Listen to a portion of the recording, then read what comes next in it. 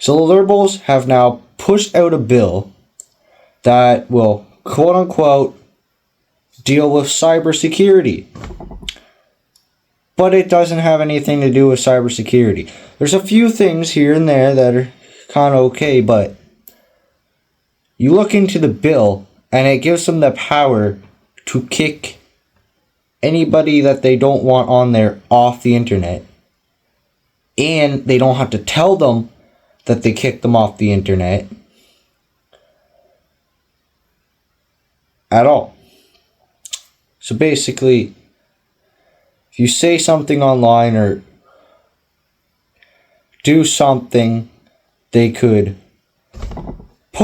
make it seem like a quote-unquote threat and tell your internet provider to stop giving you internet access, cut you off, cut off your phone line so you don't have a number anymore, basically shut you out from any communication.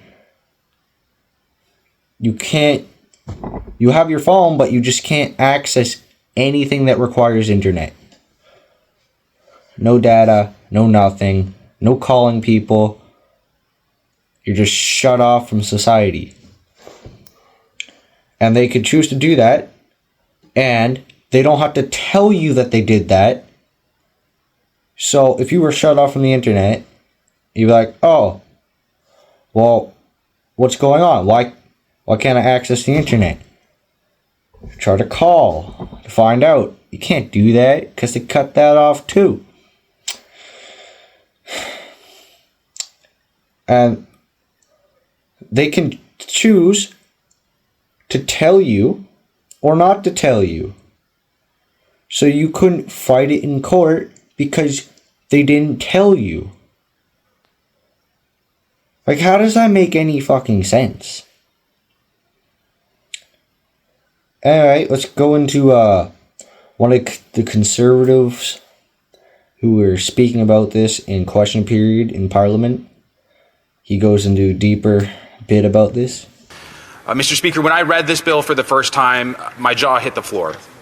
As I had previously discussed in this House, my motivation for signing up to become a politician was the violation of basic charter rights that the Liberals perpetrated in the last Parliament. And even with that background in mind, I had hoped that they perhaps had been chastened and they would not try so hard to claim onto themselves powers explicitly forbidden by our Constitution in this Parliament. But I was wrong. And before I start talking about this bill today, let me just say, Mr. Speaker, it has been shocking to listen to Liberals claim to defend charter rights when they themselves violated Section 2 and Section 8 of our charter when they imposed the Emergencies Act, and that was determined by Justice Mosley of the Federal Court. Yeah, they did that for the trucker convoy. They violated those two charter rights, enacted the Emergency Act, jailed truckers for a protest. We have a freedom of the press, freedom to do that. Freezing bank accounts. A whole lot of everything. And do you think they wouldn't do that again? They would. And they're trying. Section 2 includes freedom of speech and freedom of the press, which relates to Bill C-8 about kicking people, not even a group or somebody who is,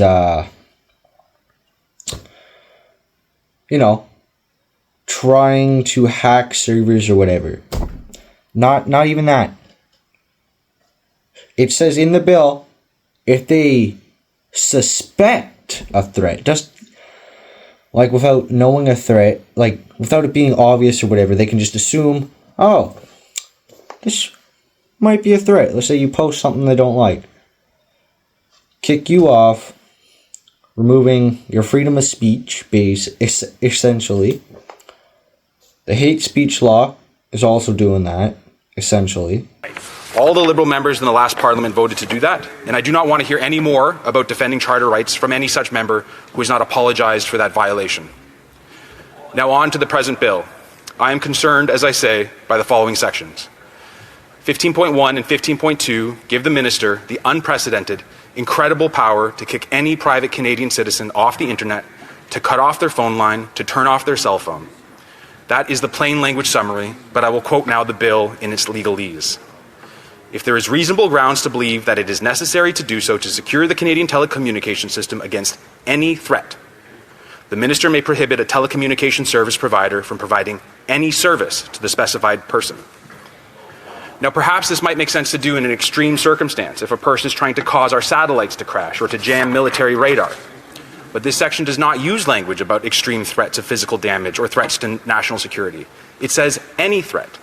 And as far as I can tell, given the Liberals' incautious and bombastic use of terms like misinformation, that being any information they don't like, or existential threat, for instance, the member from Milton called the leader of my party an existential threat to our democracy, which is, of course, bananas. So given their incautious and bombastic use of these phrases, it seems to me that the industry minister could deem any speech she doesn't like any threat, and then kick that person off the internet. This section reaches Chinese Communist Party levels of government overreach, and they should be ashamed of themselves. Yeah. The Liberals do throw around misinformation all the time, and all these other phrases for any information that they don't like. A lot of the quote-unquote misinformation has come out to be true. While they were throwing out misinformation, while people were... It could be... They say... I don't want to say anything about the jab, because YouTube doesn't like that. Let's say they say something, anything, and you give multiple reasons why it could be the other way, and they throw out misinformation when it's actually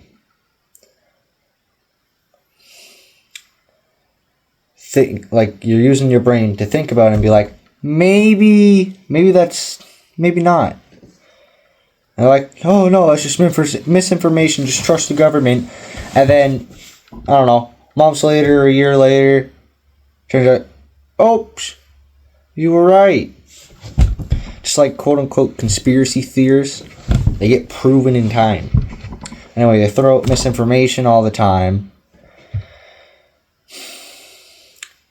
And it says any threat, so they could deem that a threat.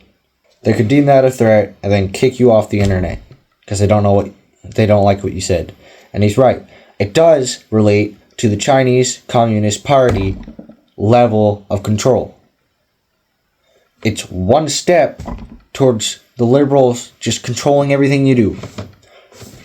Couple more steps, we got our own social credit system. This bill is just bunch of horseshit, man. Like, anything you say or do on the internet that they don't like, and they can deem it a quote-unquote threat, and then kick you off the internet.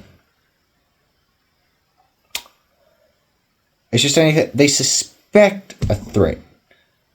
Not, and he said, and in the bill it says, any threat.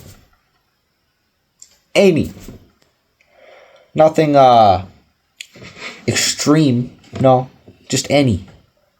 Even if it's further down in the bill, it gets worse. The bill gets worse, it does not get better, Mr. Speaker. 15.2 Clause 5 gives the minister the ability to make her decision to kick someone off the internet. Secret. So imagine that.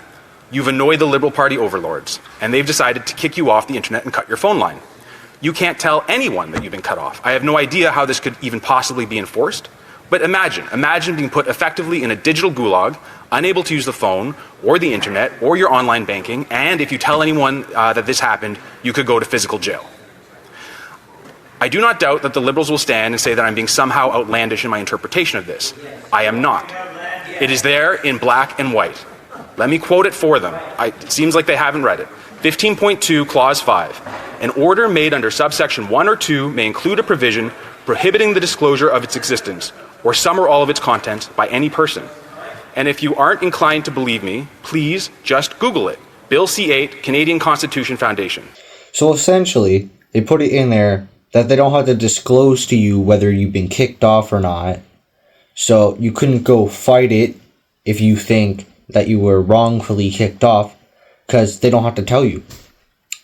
You'd just be sitting there unable to access the internet or call anybody, basically.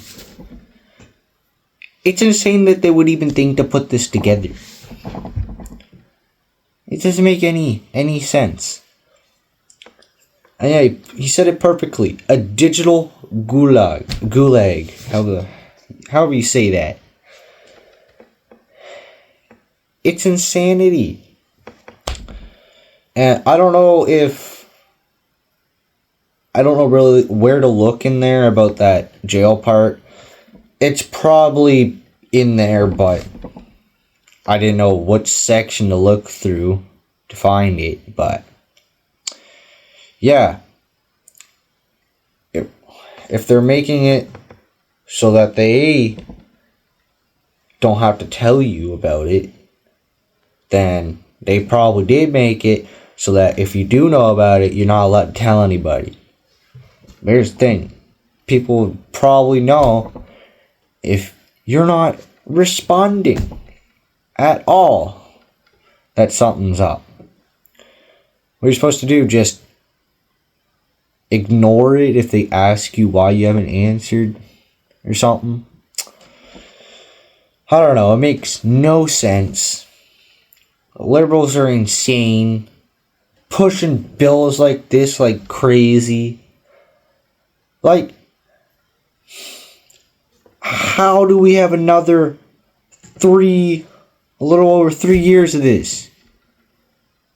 There's going to be more insanity like this coming out. There you will find their October 1st, 2025 publication where their expert lawyers corroborate my concerns. Mr. Speaker, I am sorry to say the bill continues to get worse. It does not get better. Section 15.4 says the minister may require any person to provide within any time any information that would help her make a decision under 15.1 or 15.2. So it seems to me that if this legislation passes in its current unamended form, the Minister of Industry could wake up one morning, decide that you or any other private citizen, maybe, possibly, she's not quite sure, could be some sort of threat to our telecommunication system, with no warrant, no trial, no automatic judicial review, she could compel Rogers or TELUS to give her that citizen's address book, or their internet search history, or their browser history. This is unreasonable, and it is shocking. This is the Liberal Party under their new Prime Minister. Meet the new boss, same as the old boss. In my first speech to this House, I beseech the new Prime Minister to discard this darkness and turn towards the light. By reintroducing this Trudeau legislation, he has failed to make the turn. But yeah, that's just insane. They could just decide, this person's been saying some things online that don't align with our narrative. Kick you off, and as he said, ask them for, addresses and whatever the fuck. Kick you off, don't have to tell you, no court, no trial, no nothing. Just automatic. They don't have to tell you, they don't have to, like what? It doesn't make any sense. You won't have access to your money in your bank. You won't be able to contact family members or friends. Nothing. Can't call 911 either. Actually, you might be able to, but it's just insane. No access to your money or anything. And they don't have to tell you.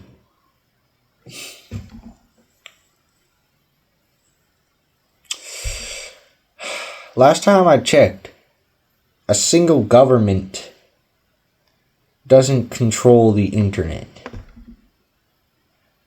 I guess it could control the providers if those providers are in said country, but still, That's gotta be an overreach of some kind. Anyway, Bill C-8, it's insane. If it goes through, I don't know. I don't know what to say. We're spiraling downhill. Yeah.